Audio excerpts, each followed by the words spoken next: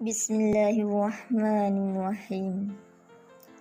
Dan tidakkah orang-orang kafir itu memikirkan dan mempercayai bahawa sesungguhnya langit dan bumi itu pada asalnya bercantum, lalu kami pisahkan antara keduanya, dan kami jadikan dari air tiap-tiap benda yang hidup. Maka mengapa mereka tidak beriman? Al-Anbiya ayat 3.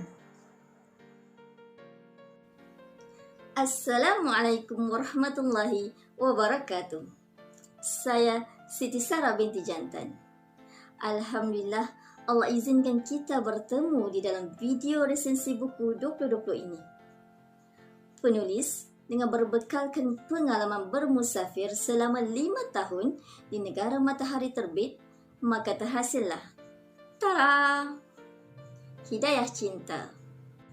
Jom kita tengok.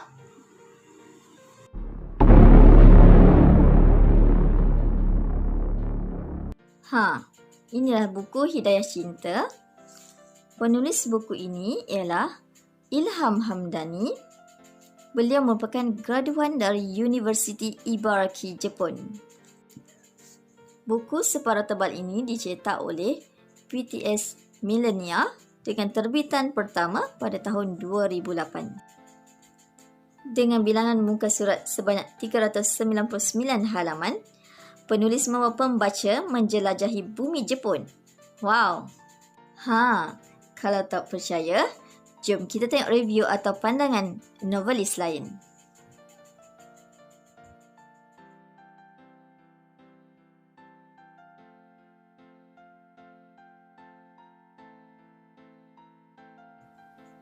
Awal tadi, saya bacakan terjemahan surah Al-Anbiya ayat 3. Apa kaitan dengan buku yang kita nak benar hari ni? Jap.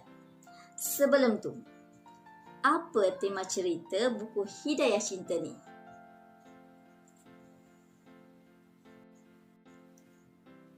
Tema biasa, kisah cinta udara dan darah. Tapi, kisah cinta ini lain macam tau.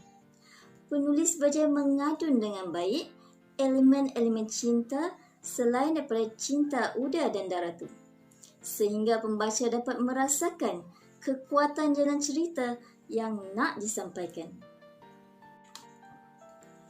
Penulis mengaitkan terjemahan surah Al-Anbiya tadi dengan watak dan plot cerita yang akan menentukan klimaks atau pengakhiran cerita.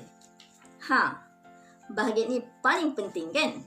Setelah pembaca dibawa menelusuri keseluruhan jalan cerita, bahagian akhir adalah kepuasan emosi bagi pembaca. Siapa watak tu? Dia adalah ayah kepada Takahashi Ayumi, heroin di dalam cerita ini.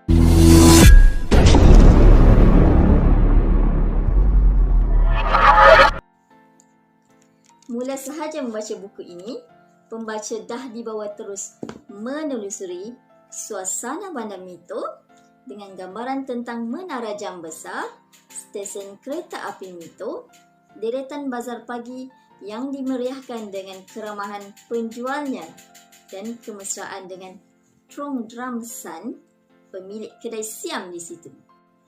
Begitu mesra sekali, penulis membuai rasa pembaca untuk turut sama merasai suasana yang dibentangkan. Apa yang saya suka mengenai buku ini, penulis begitu bijak mengadun jalan cerita masa sekarang dengan flashback atau imbas kembali masa lalunya.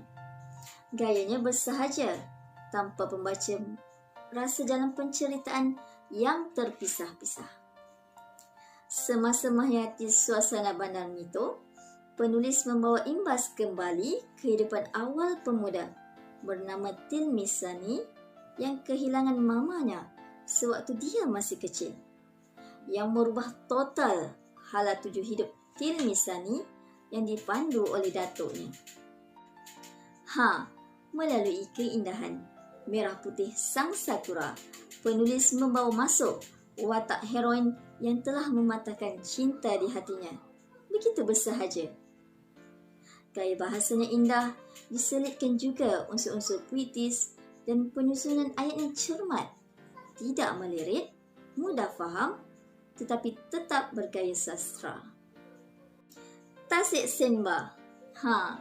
Di sinilah titik tolak kepada perkembangan jalan cerita yang seterusnya. Sebagai pembaca, saya dapat merasakan seolah-olah dibawa ke dalam rentak hidup Tilmisani. Bagaimana dia merasakan begitu indahnya aroma Tasik Senba dengan kucar air dan angsa yang berenang di gigi tasik, dayungan sampan dan art of towernya.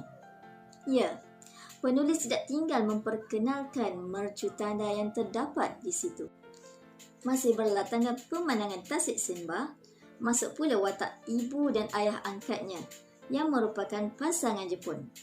Dan watak yang memberi rencah rasa kepada cerita ini, iaitu Zara Marlisa. Nampak padat, tetapi pembaca tak terasa pun. Hebat kan? Di Tasik Senba ini, watak Tilmisani dijelmakan sebagai hero, menyelamatkan Takahashi Ayumi, gadis Jepun yang juga rakan universitinya. Ada peristiwa yang mengejutkan di sini. Anda kena baca sendiri. Penulis menggunakan kisah pengislaman Khalifah Umar Al-Khattab sebagai panduan kepada pengislaman ayah dan ibu angkatnya.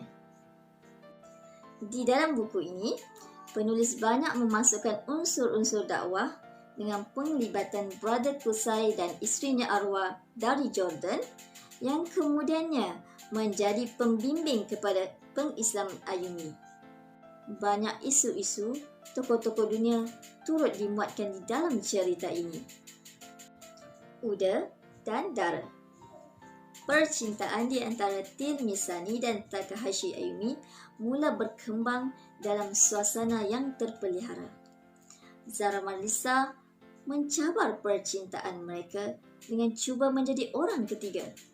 Bahkan di kemuncak cerita muncul Maisarah Sufia, cinta pertama Tilmisani. Percayalah, penceritaan yang diadu dengan banyak budaya, gaya hidup, tempat-tempat yang menarik dan makanan yang menjadi tradisi serta pergantian musim demi musim benar-benar membuat pembaca menikmatinya. Tidak langsung jemu seperti kebanyakan cerita cinta lainnya. Pada kemuncak dan pengakhiran cerita, pengislaman Khalifah Umar Al-Khattab sekali lagi dijelmakan kepada watak ayah Ayumi sekaligus menjadikan impian cinta mereka menuju realiti. Adunan cerita, gaya bahasa, olahan ayat benar-benar dari hati penulis ke hati pembaca. Bahkan, penulis mengajak pembaca berfikir. Inilah kekuatan yang menghidupkan penceritaan Hidayah Cinta.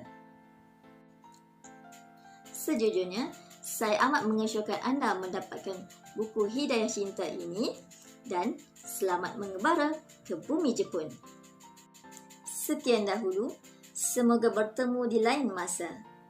Tuan-puan bijak bestari. Assalamualaikum. Saya undur diri.